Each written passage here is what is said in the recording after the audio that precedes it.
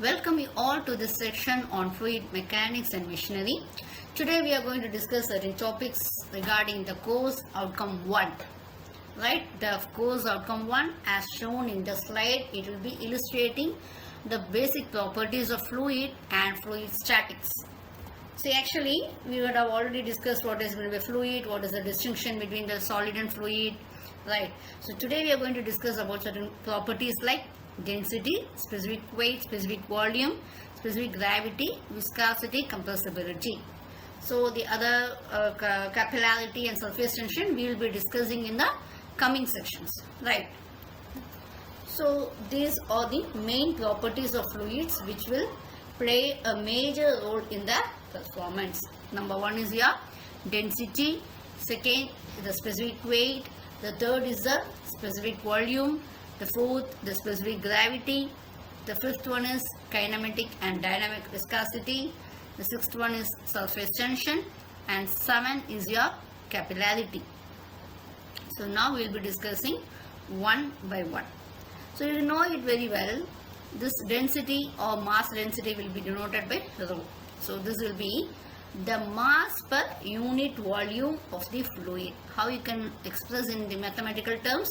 The density will be equal to mass divided by volume. So which will be equal to kilogram per meter cube. So what will happen with the temperature is, as the temperature is increasing, what will happen?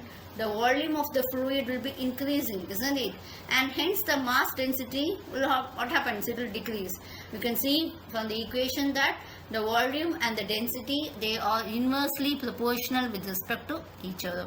So when the temperature is increasing, as I said already, the volume will be increasing, therefore the mass density will decrease. Okay. In case of fluids, what will happen? As the pressure is increasing, we know very well the equation, isn't it? P is equal to mRT. As the pressure is increasing, what happens here?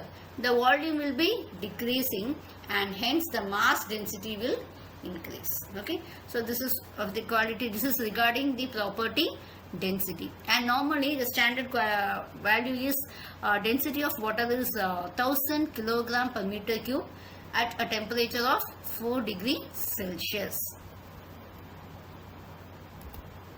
See, actually this is immersible fluids. This I have shown. Just I have shown how it is being placed. You can see the honey. So what it is actually, honey you are having as 1400 kilogram per meter cube. It is in the bottom, and next one corn syrup, it is having 1370 kilogram per meter cube.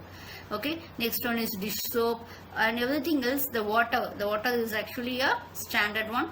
How it is being arranged, the one which has the most density will be in the bottom. Okay, what is called actually immersible fluids or liquids? It is actually those liquids or fluids, those who don't mix to give a single phase. For the example will be oil and water. This description is to show you how they are being placed. The high density will be placed at the bottom. And in the case of gases, you can see the carbon dioxide will be of having more density 1.61 and oxygen 1.36 kilogram per meter cube. Actually air will be of standard, in case you take it as gases, the value of 1.23, and nitrogen, water vapor, methane and hydrogen will be of less density compared with the air. Next property what do we have is the weight density, or it is your specific weight. Okay, so it can be expressed as, which is equal to weight divided by volume, and the unit of this weight density is Newton per meter cube. Okay, so what will happen with increase in the temperature? You know very well the volume will be increasing. So what happens? The specific weight will be decreasing because they are inversely proportional with respect to each other. And with increase in the pressure, with increases in pressure, what happens? The volume will decrease, and therefore, and again the specific weight will be increasing, right? So the relationship between the mass density and weight density is given as, which is equal to rho into g. That is, your weight density is equal to density into g, or acceleration due to gravity. Next one, it's your specific gravity or relative density, which has been denoted by S. So what it is actually, it is specific, like normally the specific values will be related to a standard item. Okay, here what we have is specific gravity is equal to the density of the fluid to the density of the standard fluid. Since it is a ratio of the density values, it will not have any unit. Okay, so you know very well, for the density for the water at a temperature of 4 degrees Celsius will be 1000 kilogram per meter cube. Okay, so we are comparing the specific gravity is we are comparing the densities of all the fluids, liquid with that of the water. If you take it as a gas, we are comparing the density of the any given gas with that of your standard gas, that is your air. And next one will be your specific volume. Okay, so it is your volume per unit mass of the fluid. So is actually meter cube per kilogram. The unit is meter cube per kilogram. See, as the temperature is going on increasing, what will happen? You can see that the volume will be increasing and they both are directly proportional to each other. So the specific volume also will increase. As the pressure increases, what happens? The volume will decrease and henceforth the specific volume will also decrease. Next is very important property of fluid which is required is kinematic and dynamic viscosity. Okay, so you can see here viscosity is a property of fluids by virtue of which fluid offers resistance against the flow or shear deformation. That is, it is a resistance offered by the fluid for flowing. You can see, please, you can see the diagram here, small visual representation here. If there is a low viscosity, then there will be more flow. Okay, and if there is high velocity, then there will be less flow. In case of liquids, what will happen? The viscosity will be because of the cohesive forces, isn't it? The cohesive forces will be binding the molecules with respect to each other. Then that will be the reason for the viscosity. If you take it as gases, molecular activity between the adjacent layers will be the reason between the viscosity. Okay, will be the reason behind the viscosity. So that is the reason for the viscosity in case of your gases.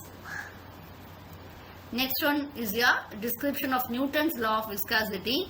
So let us consider a liquid. You please see here, between a fixed plate we do have a movable plate. They are placed at a distance of capital Y. So A will be the contact area, we call it as a wetted area, and F will be the force required to move the plate with a velocity of capital U. So according to Newton's law of shear, what happens? Newton's law, shear stress will be proportional to shear strain, isn't it?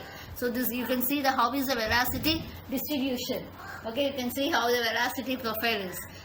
Okay, you can see that how your velocity distribution or velocity profile has been there. Okay. See here, mathematically you will have tau will be directly proportional to du by dy. Du by dy will be the variation of velocity for your certain area. Okay, so this mu is also called as the constant of proportionality and it will be called as the coefficient of dynamic viscosity. And du by dy will be representing the rate of shear strain, or it can be the rate of shear deformation or velocity gradient. So the SI unit for viscosity will be Newton second per meter square. Okay, so this velocity can also be defined as the shear stress required to produce unit rate of shear strain. Okay, so this we have discussed what it is dynamic viscosity. Next, what is actually kinematic viscosity? So it will be the ratio between the dynamic viscosity and the density. So you can see the calculations. So we are doing it, and what we get it as actually, we'll get it as the unit of kinematic viscosity, we get it as length whole square by time. Okay, the SI units for kinematic viscosity will be meter square per second, whereas in the CGS normally we are using this SI only. If we take it as CGS, it will be centimeter square per second, and in CGS also we can call it a stroke. So in some problems they will be giving you in stroke, and you have to convert that into SI. Okay, so that is, you can see that how it has been converted. So that you may confuse while you are doing a problem. You have to be careful with the unit given for kinematic viscosity. Okay, so actually I'll be just saying what is kinematic and dynamic viscosity. See, dynamic viscosity is also called as absolute viscosity. Actually, it is a measurement of the fluid's internal resistance to flow. Okay, but while the kinematic viscosity will be referring to the ratio of dynamic viscosity to density, right? So what happens? This is the difference between what do you have it as your dynamic viscosity and also your kinematic viscosity. Kinematic viscosity will be telling us how fast the fluid is moving when a certain force is applied. Okay. Next one will be the effect of pressure on viscosity of fluids. Number one, the effect of viscosity on temperature on viscosity of fluids. Okay, how the temperature is affecting the viscosity. Number one will be, liquid viscosity is due to the cohesive forces. As the temperature is increasing, what will happen? The cohesive force will decrease, so the viscosity also will decrease. But for gases, what will happen? The viscosity of gases is due to the molecular activity between the adjacent layers. As the temperature increases, what will happen? The molecular activity will increase and the viscosity will also increase. So there will be a variation in viscosity for temperature, for gases and liquids. That you have to note it significantly. So this I have given the value of dynamic viscosity for various gases and liquids. You can have a note on them. Okay, you can see that how it is. What is the air, nitrogen, how it is. You can just have a glance on them. Okay, and this is actually specific gravity, dynamic viscosity and surface tension. These values have been given for water, blood, mercury, glycerine, ice, like this. Some values I have given for your general understanding. And next one is your property will be your compressibility and bulk modulus. So bulk modulus will be defined as a ratio of the compressive stress or hydrostatic stress to the volumetric strain. Okay, this you will have it as the symbol will be capital K. So it will be providing information regarding the resistance of the substance to the uniform pressure, how it is resisting for uniform pressure. Compressibility will be a reciprocal of bulk modulus. Okay, and we can say that mathematically compressibility is equal to 1 by bulk modulus, which is equal to 1 by K. So it will be a reciprocal. Okay, you can see that you are having a cylinder which is having a piston. Okay, so volume we have a pressure. So the bulk modulus will be, you can see that K is equal to increase of pressure by volumetric strain. So by calculations we have found out that the compressibility is equal to 1 by K, that is 1 by bulk modulus. Okay, and this is a summary of various properties of this is actually the density and the specific weight, specific gravity. This is for specific volume. Okay, so this is normally we have given it for water, for mercury. You can just have a glance on it, so then you can understand how it is varying for various fluids and conditions, temperatures, everything.